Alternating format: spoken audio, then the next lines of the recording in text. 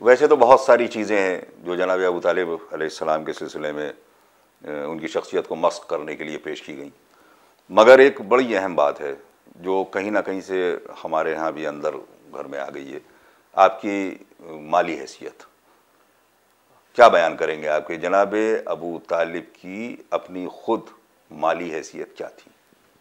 पहले आप देखिए कि खुद जनाब अबू तालिब हैं क्या। वो एक जुमला इसलिए मैं ये पूछ रहा हूँ कि कहा जाता है कि जब आपके बच्चे, एक तो कसीरुल अयाल वाली बात भी आई और आपके बच्चों का आपने बंटवारा किया कि ये हुआ कि भाई फ़लाँ जनाब अब्बास के पास रहें और फ़लाँ जो है वो जनाब रिसालत माब के पास रहें, तो ये सब कैसे आया, क्या हुआ ये?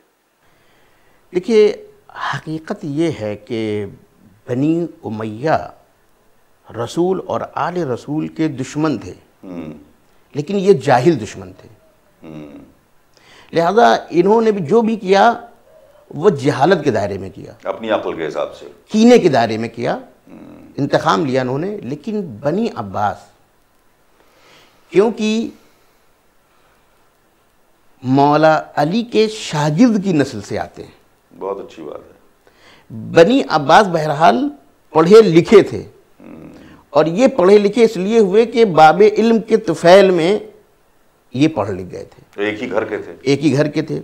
लिहाजा जब कोई पढ़ा लिखा साजिश करता है तो वो जो साजिश करता है वो बुनियादी करता है, बहुत ख़तरनाक होती है, और वो ख़तरनाक होती है और वो गैर महसूस होती है।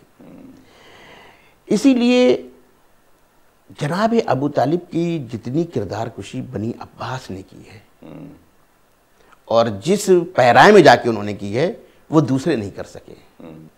कि अहादीस की जो किताबें या तारीख़ की जो किताबें लिखी गई हैं वो बनी अब्बास के दौर में लिखी गई हैं। बहुत अच्छा पहलू है। और इन्होंने अपने ख़ानदान की बैकग्राउंड को मद्देनज़र रखते हुए बहुत सी अहादीस जो हैं उन्होंने वज़्ह की ताकि उससे अपने ख़ानदान को बढ़ा करके पेश करें और अपने मद्दे मुकाबिल के ख़ानदान को जो है, जो कि आला है, उसको क्या करें, पस्त करने की कोशिश करें या नीचा दिखाने की क्या करें, कोशिश करें।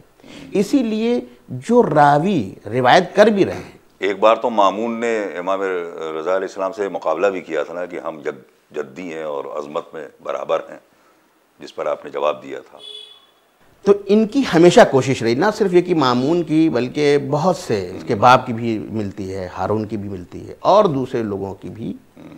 मैं एक बहुत बुनियादी बात यहाँ पे कहना चाह रहा हूँ। असलन खिलाफत राशिदा का जो तस्वुर पैदा किया है वो भी बनी अब्बास का पैदा किया हुआ है, और हज़रत अली के चौथे खलीफे का उन्वान भी ये बनी अब्बास का पैदा किया हुआ है। मैं इसकी दलील दे रहा हूँ आपको। देखिए, बनी उमैया ने हज़रत अली को खलीफा माना ही नहीं। क्या कहना है? उन्होंने खलीफा माना ही नहीं था। अगर खलीफा मान लेते तो फिर मसला ही नहीं था, फिर तो सिफ़ीन का वाक़या भी पेश ना आता, कोई भी वाक़यात पेश ना आते और मौला अली खिलाफत पर रहते। तो बनी उमैया ने तो असल मौला अली की खिलाफत को कबूल ही नहीं किया।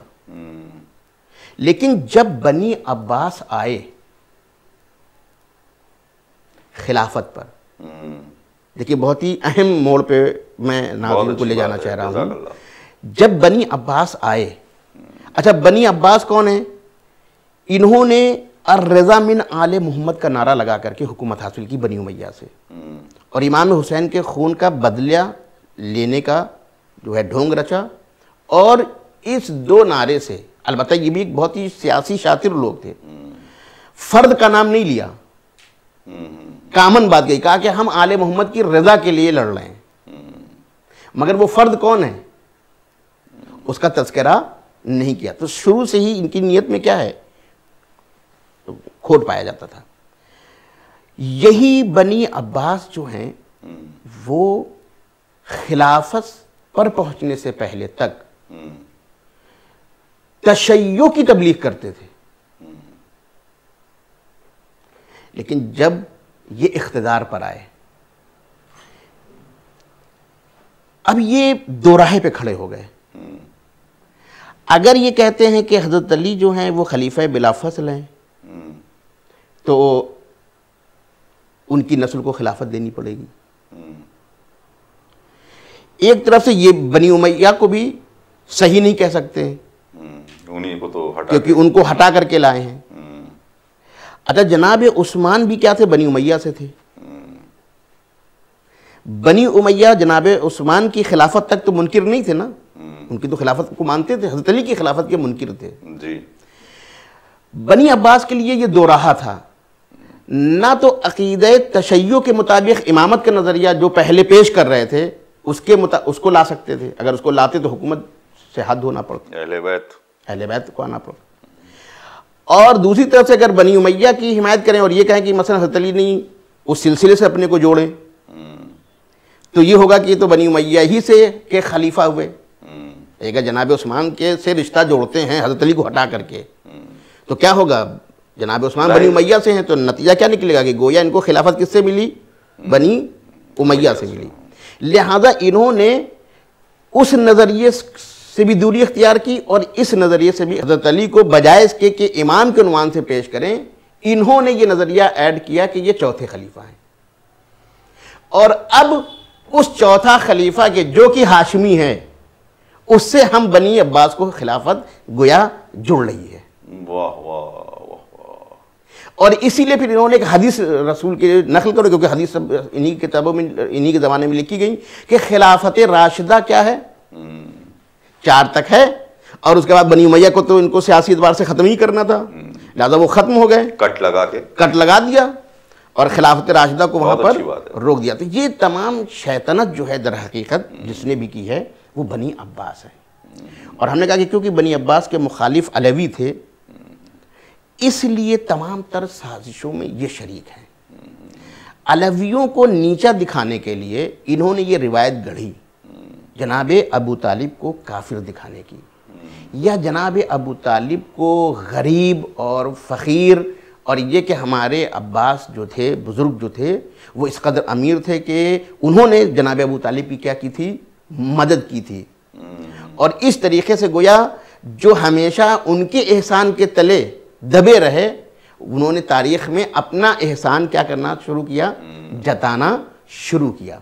तो ये तासुर देना, हत्ता कि कुफ्र अबू तालिब का मसला भी इसको हाईलाइट बनी अब्बास ने किया है, ताकि ये तासुर दे सकें कि हम पैगंबर के मोमिन चचा की औलाद हैं। बहुत अच्छी। और ये अलवी जो हैं ये पैगंबर के काफिर चचा की क्या हैं? औलाद हैं। मैं आपसे पूछने वाला था कि हजरत अबू तालिब पर कुफ्र का फतवा कब लगा।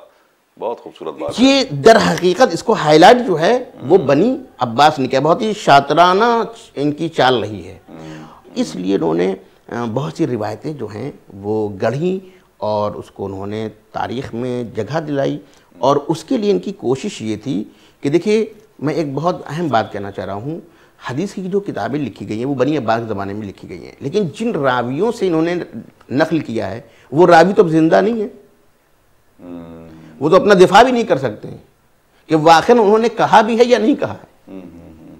लिहाजा बहुत सी रिवायतों को पुरानी दिखाने के लिए कि देखो इस साजिश से, मतलब सिलसिले से है, हाँ, कि यानी बनी उमैया के ज़माने में फुला रावी ने ये रिवायत की है, तो एक तरीके से ये तासुर देने की कोशिश की, शातिराना तरीके से, गोया हमने ये काम नहीं किया है, ये तो पहले से है।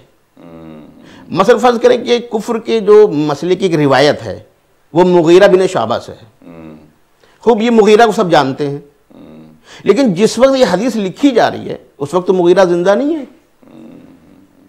बहुत अच्छी बात है कि वाकई उसने कहा भी है या नहीं कहा है। तो इस तरीके से इन्होंने बहुत सी अहादीस को, बहुत सी बातों को गढ़ा। लिहाजा उसमें उन्होंने एक चीज़ ये दिखाई कि अबू तालिब जो है वो बहुत मतलब नादार किस्म के आदमी थे, उनकी माली हालत अच्छी नहीं थी, वो कसीरुल अयाल थे। लिहाजा हमारे जो बुज़ुर्ग थे अब्बास, जो कि यही अब्बास साहब जो हैं बद्र में असीर होके आते हैं, यही अब्बास साहब फतेह मक्का तक ईमान नहीं लाते हैं। और हम अजीब वाक़या ये तारीख़ का, मैं यहाँ पर एक कौसर नियाज़ी का एक जुमला कहना चाहूँगा, बहुत अच्छी बात की है, आलिम अहले सुन्नत हैं कौसर नियाज़ी साहब, और उन्होंने कहा कि क्या हम उस तारीख़ को इस्लामी कह सकते हैं जो अबू तालिब के कुफ्र का यकीन दिलाए और अबू सुफियान को मोमिन बताए।